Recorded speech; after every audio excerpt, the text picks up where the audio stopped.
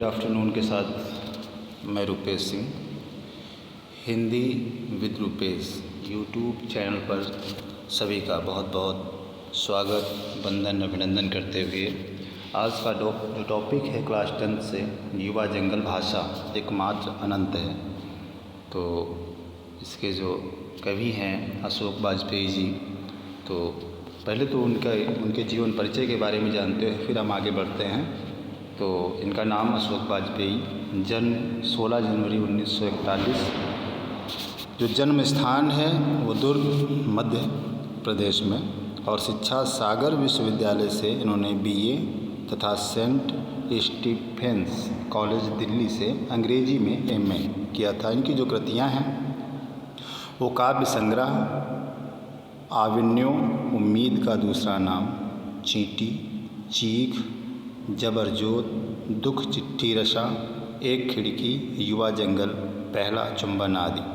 तो ये इनकी कृतियाँ रही हैं और युवा जंगल के बारे में हम आपको बताते चलेंगे। तो पहला पद्यांश है, तो संदर्भ और व्याख्या प्रसंग भी बताते रहेंगे आपको, ताकि आपको दिक्कत ना हो। तो पहला पद्यांश आपको ये देखना है कि एक युवा जंगल मुझे अपनी हरी उंगलियों से बुलाता है। एक युवा जंगल मुझे अपनी हरी उंगलियों से बुलाता है, मेरी सिराओं में हरा रक्त बहने लगा है। मेरी सिराओं में हरा रक्त बहने लगा है, आँखों में हरी परछाइयाँ फिसलती हैं, कंधों पर एक हरा आकाश ठहरा है, होंठ मेरे एक हरे गान में काँपते हैं। मैं नहीं हूँ और कुछ बस एक हरा पेड़ हूँ, हरी पत्तियों की एक दीप्त रचना हूँ। तो आपको पता है युवा जवान व्यक्ति के लिए बात हुई, सिराओं नसों के लिए, परछाइयाँ प्रतिबिंब, दीप्त का मतलब होता है आलोकित या आभासित या उत्तेजित, तो यह है दीप्त। संदर्भ में आप इस तरीके से लिखोगे कि प्रस्तुत पद्यांश हमारी पाठ्यपुस्तक काव्यखंड से युवा जंगल शीर्षक से उद्धृत है और इसके जो कवि हैं अशोक वाजपेयी द्वारा यह रचित विविधा से ली गई है। तो ये आप ऐसे संदर्भ लिख सकते हो। प्रसंग में युवा जंगल में कवि ने मानव को भी वृक्षों की तरह हमेशा दृढ़ रहने और सहन शक्ति प्राप्त करने की प्रेरणा दी है। प्रसंग में व्याख्या में अगर आप समझें, इसका अर्थ समझना है आपको कि कवि क्या कह रहा है कि हरे भरे युवा जंगल को देख करके ऐसा लगता है कि मानो नए वृक्षों वाला युवा जंगल उत्साहित होकर के आकाश को छूने को उत्सुक अपनी पतली पतली टहनियों से उसे बुला रहा हो। युवा जंगल के आमंत्रण से कवि की सूखी नसों में स्थित निराशा की जो भावना है वो दूर हो जाती है तथा उनमें उत्साह और आशा का संचार होने लगता है।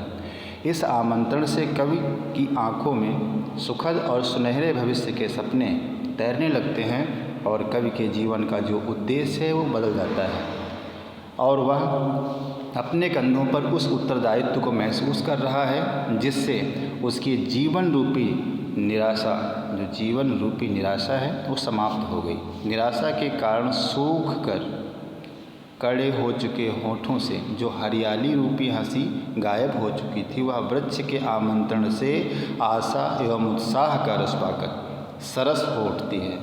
जीवन के नए गीत गाने के लिए उत्सुक है कौन? कवि। तो कवि को ऐसा लगता है मानो वह व्यक्ति न होकर के एक हरा भरा पेड़ बन गया हो जिसमें उत्साह रूपी हरी पत्तियों की आशा भर गई हो। कवि स्वयं को उत्साह से परिपूर्ण हरे भरे लहराते युवा पेड़ों की तरह महसूस कर रहा है। तो इस तरीके से इसका आपको समझना है भावार्थ। और दूसरा पद्यांश इसी के साथ में आपको समझना है बेटा,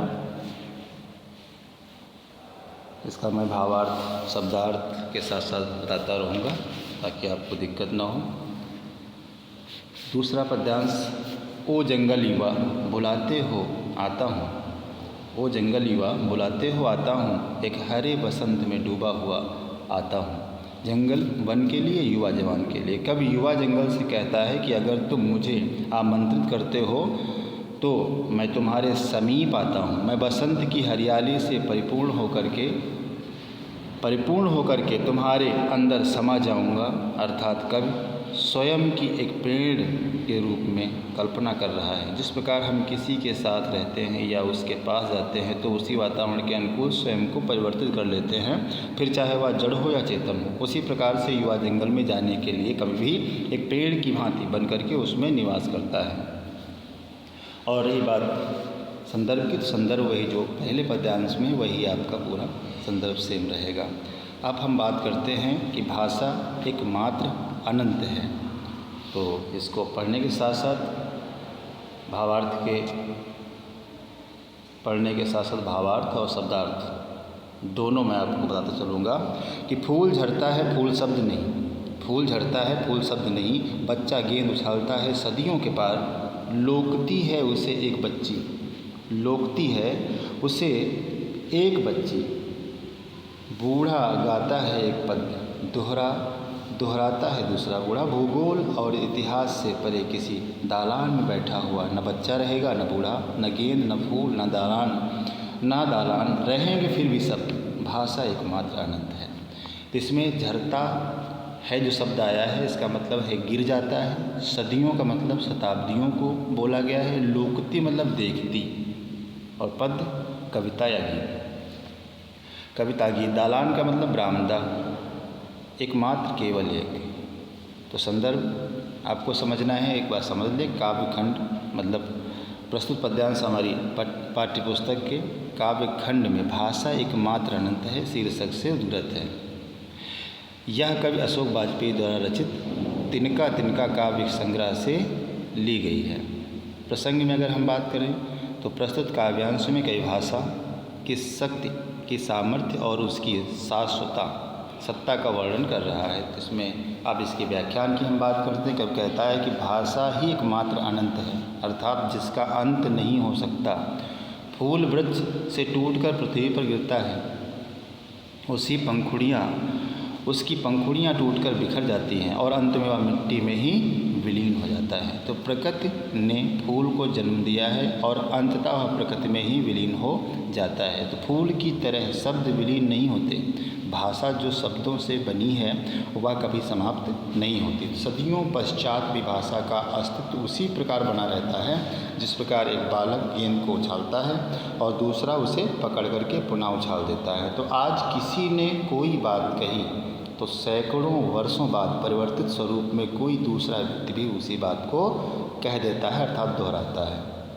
तो भाषा एकमात्र अनंत है जिसका कभी कोई अंत नहीं हो सकता, परंतु शब्द शाश्वत है। वह इतिहास और भूगोल की सीमाओं से परे है, क्योंकि शब्द कभी इतिहास नहीं बनता। वह सदैव